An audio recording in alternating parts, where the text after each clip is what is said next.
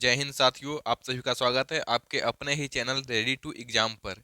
इसके पहले तक हम 300 क्वेश्चन कर चुके हैं। आज हमारा 301वां क्वेश्चन से शुरू होगा। ये हमारा पार्ट 12 वीडियो होने वाला है। पार्ट 11 तक हमने दे दिया है वीडियो, और ये क्वेश्चन हमने आपको पार्ट 11 में होमवर्क में दिया था कि निम्न में से कौन सा शहर जो है चालुक्यों की राजधानी थी। तो चालुक्य वंश की राजधानी कौन सा शहर हुआ करता था? तो ये जो है हमारा बादामी हुआ करता था, चालुक्यों की राजधानी। ऑप्शन बी जो है बिल्कुल करेक्ट आंसर होगा। इसका बहुत सारे बच्चों ने जो है पार्ट 11 में बहुत ही अच्छा कमेंट दिया, जवाब दिया सभी का। और आप भी जाकर के उस वीडियो को देखिए, वहां पर आप भी जवाब दीजिएगा। ठीक है। 302वां क्वेश्चन भी हमने दिया था होमवर्क के लिए। पाल साम्राज्य के संस्थापक कौन थे? तो पाल साम्राज्य के संस्थापक जो है गोपाल थे। कौन थे? गोपाल थे। ठीक है।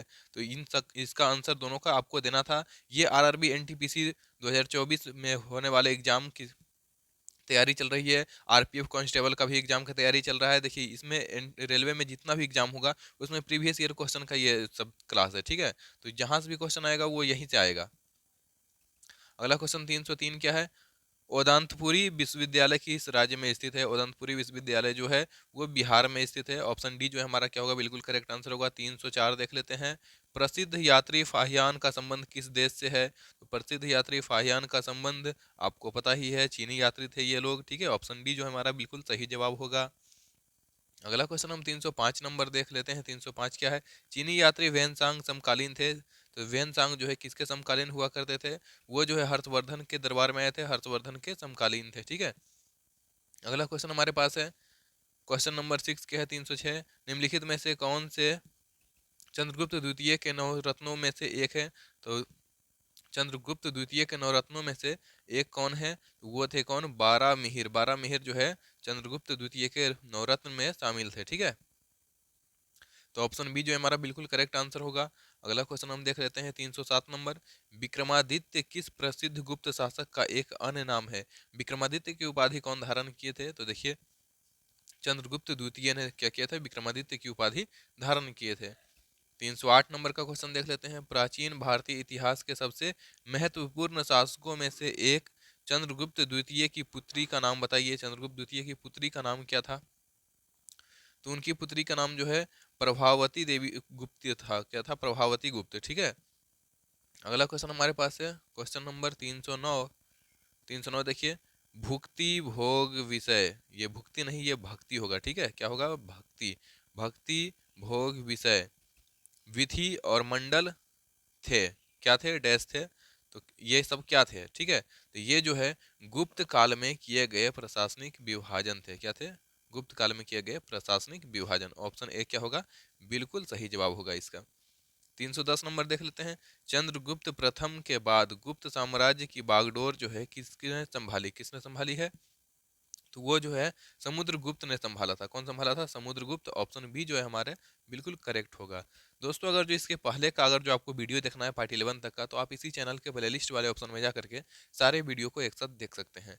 चलिए शुरू करते हैं। 311 नालंदा विश्वविद्यालय को विश्व के महान प्राचीन विश्वविद्यालयों में से एक तथा महत्वपूर्ण बौद्ध शैक्षणिक उत्कृष्ट केंद्र माना जाता है। इसी इसकी स्थापना किस भारतीय शासक ने किया था? तो इसकी स्थापना कौन से भारतीय शासक ने किए थे? ये जो है कुमार गुप्त प्रथम ने जो है इसकी स्थापना किए थे। ठीक है। अब देखिए, नालंदा विश्वविद्यालय को जलाया कौन था? ये आपको कमेंट में छाप देना है। ठीक। एक क्वेश्चन हमने आपको कर दिया। 312 नंबर क्वेश्चन क्या है? किस काल को भारतीय इतिहास का स्वर्ण युग कहा जाता है? तो भारतीय इतिहास का स्वर्ण युग जो है गुप्त काल को कहा जाता है, क्योंकि इस समय जो है बहुत सारा विकास किया गया, बहुत क्षेत्रों में विकास हुआ था। ठीक। ऑप्शन ए क्या होगा? बिल्कुल सही। अगला 313 नंबर देख लेते हैं। गुप्त साम्राज्य के निम्नलिखित राजाओं में से कौन एक अच्छा वीणा वादक थे? तो वीणा वादक कौन थे? वीणा वादक समुद्रगुप्त थे। कौन थे? समुद्रगुप्त। और ये इसका पता कैसे चला? तो सिक्कों पर जो है वीणा बजाते हुए उनकी क्या हुआ? छवि बना हुआ था। ठीक है। अगला क्वेश्चन 314 नंबर क्या है? विविध विषयों पर वैज्ञानिक जानकारी के संग्रह बृहत संहिता को किसके द्वारा लिखा गया था? तो बृहत संहिता जो है उसे लिखने वाला वाराह मिहिर था। कौन था? वाराह मिहिर। ठीक। ऑप्शन ए जो है हमारा बिल्कुल करेक्ट आंसर होगा। अगला क्वेश्चन हम देख लेते हैं 315 नंबर। किस युग को प्राचीन भारत का स्वर्ण युग कहा जाता है? तो फिर वही बात हो गया, किस युग को कहा जाता है? तो ये जो है गुप्त साम्राज्य को कहा जाता है। ठीक है। जो कि चौथी शताब्दी में चल रहा था। ठीक। अगला क्वेश्चन हमारे पास है 316 नंबर, किस राजवंश के शासकों ने अपनी उपलब्धियों को प्रशस्ति के रूप में जो है लिखा था? तो प्रशस्ति के रूप में किस ने लिखा था इसे जो है? इसे गुप्त वंश के शासकों ने जो है अपनी उपलब्धियों को जो है प्रशस्ति के रूप में लिखा था। ठीक है, अगला क्वेश्चन हमारे पास है 317 नंबर, प्रयाग प्रशस्ति जिस पर समुद्रगुप्त से संबंधित शिलालेख उत्कीर्ण है की ऊंचाई कितनी है? ठीक है, तो प्रयाग प्रशस्ति की ऊंचाई देखिए कहाँ पूछा है, आरआरबी एनटीपीसी स्टेज 1 में। ठीक है, कब हुआ था एग्जाम? 19 तारीख तीसरा महीना 2021 में जो एग्जाम हुआ था उसमें पूछा गया और शिफ्ट डोम में पूछा गया है। देखिए उसकी ऊंचाई पूछ दिया है, क्या क्वेश्चन बनाया है। देखिए उसकी ऊंचाई जो है 35 फीट था। कितना था? 35 फीट। ऑप्शन सी जो है हमारा बिल्कुल सही जवाब होगा। अगला क्वेश्चन हमारे पास है 318, सुश्रुत संहिता किस विषय से संबंधित है? तो ये जो है किससे संबंधित है? ये चिकित्सा एवं शल्य चिकित्सा से संबंधित है। ऑप्शन बी जो है हमारा क्या होगा? बिल्कुल करेक्ट होगा। अगला क्वेश्चन हम देख लेते हैं 319 नंबर, डैश के द्वारा रचित हर्ष रचित हमें हर्ष और उसके प्रशासन के बारे में सही जानकारी देती है। तो इसके प्रशासन के बारे में क्या सही जानकारी देती है? किसका वो डैश है क्या? ठीक है, तो ब्रह्म भट्ट द्वारा जो है, किसके द्वारा? ब्रह्म भट्ट द्वारा रचित हर्ष चित्र जो है हमें हर्ष और उनके प्रशासन के बारे में सही जानकारी देती है। ऑप्शन सी क्या होगा? बिल्कुल सही।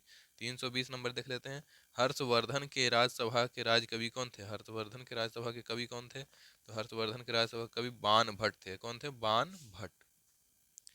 अगला क्वेश्चन हमारे पास है 321, चीनी यात्री इत सिंह डैश में 3 वर्ष ठहरकर संस्कृत सीखा था। किसके पास 3 वर्ष ठहरे थे और संस्कृत सीखे थे? वो है ताम्रलिप्ति के पास। ठीक है, ताम्रलिप्ति में 3 वर्ष रुके थे और क्या सीखे थे? संस्कृत भाषा सीखे थे। सोचिए। 322 नंबर क्या है, हर्षवर्धन निम्नलिखित में से किस वंश से संबंधित है? तो हर्षवर्धन जो है वो पुष्यभूति वंश से संबंधित है। किससे? पुष्यभूति वंश से संबंधित है। एक क्वेश्चन आपको करते हैं, पुष्यभूति वंश के संस्थापक कौन है? ये आपको जो है कमेंट में छापना है।